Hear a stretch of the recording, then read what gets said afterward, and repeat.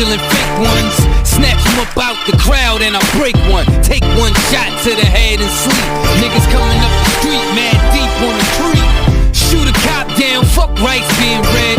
Terrorize these streets while I'm... Welcome back to the first engineering episode of Mechanical Engineering and Adventure. Now, in this episode, I will be doing a little bit of fabrication work. I have sort of jumped the gun and dummy fitted my theory for a ISR mod for the V6 3.0 EFI 3 VZE engine. So that hose just there is 1/2 inch. That hose just in there that's tied into the resonator is 5/16. So what have I got? I've done a bit of shopping. I'm going to keep this as budget friendly and as minimal work as possible. So all I am doing is eliminating this and that box just there. How am I doing that? Well, I went to the parts shop. I've got the 76mm or 3-inch tubing, and I have dummy fitted it, sort of, and that will work. I have sort of test fitted it. It's a bit loose, but I've got this, the only one that was really available in the 3-inch, so that's going to be cut and put onto there and onto the end of this tubing, and then it's going to be cut and put onto there and onto the tubing. How am I going to tie in that hose and that hose right down in there, which is that one, going into the airbox from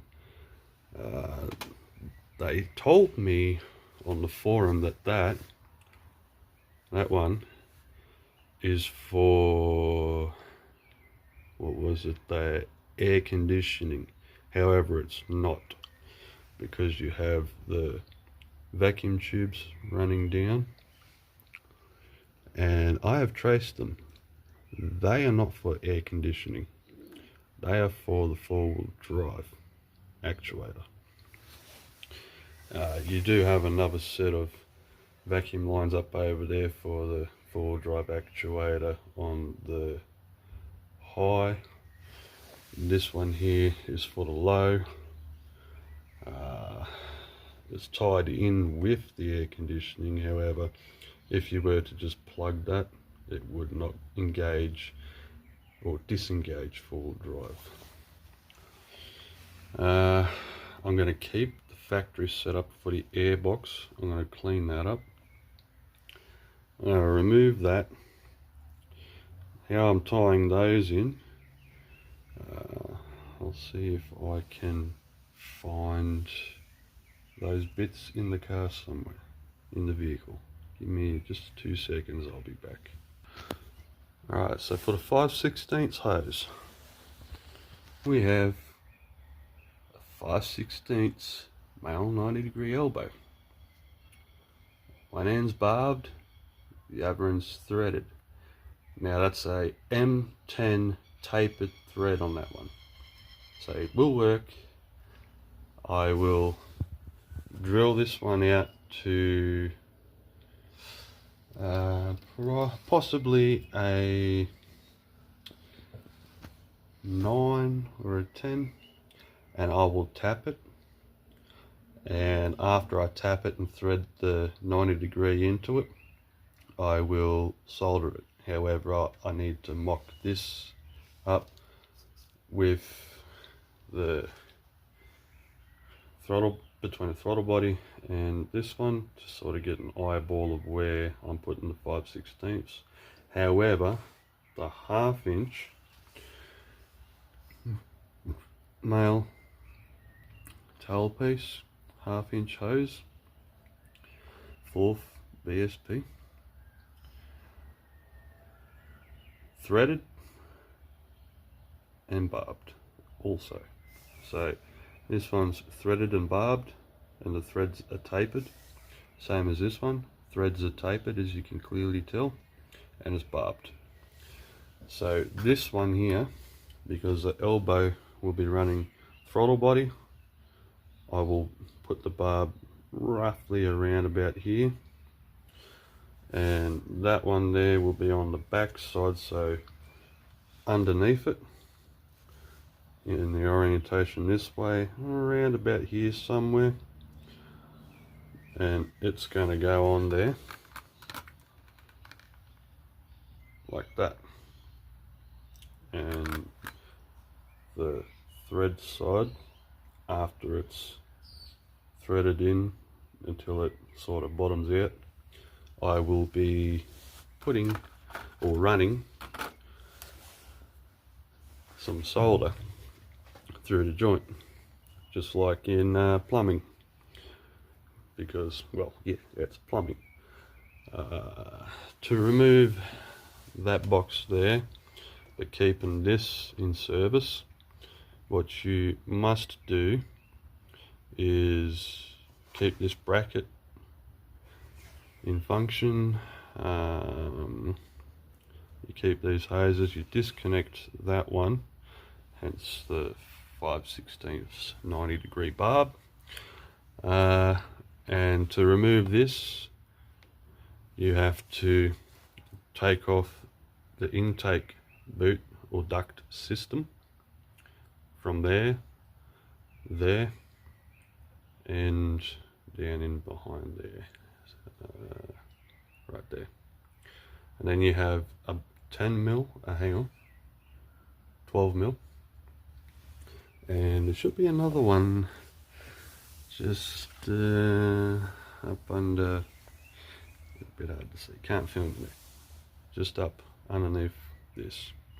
And once you take all the hoses off, obviously this one will be unbolted there and there, but also 12mm.